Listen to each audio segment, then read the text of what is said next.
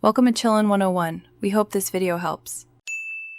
You start by confirming your Android version and whether the archive is on internal memory or an SD card. Open Settings, tap Apps, find ZArchiver, then Permissions, grant storage.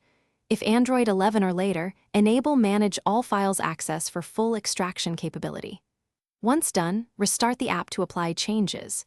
You grant access so ZArchiver can read and write archives. Without it, you'll repeatedly see access denied errors, even for simple extraction tasks.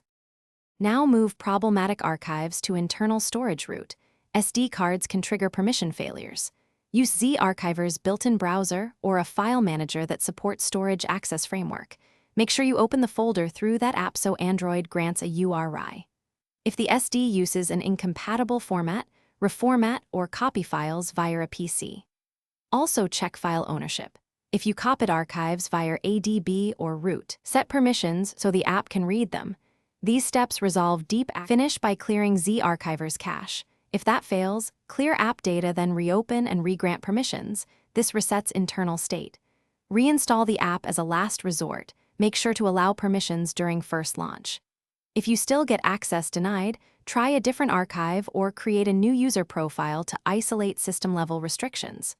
One key troubleshooting tip: revoke storage permission, reboot, then regrant it. This often forces Android to refresh the permission token and fixes stubborn access errors. Thanks for watching. Consider subscribing if we helped you.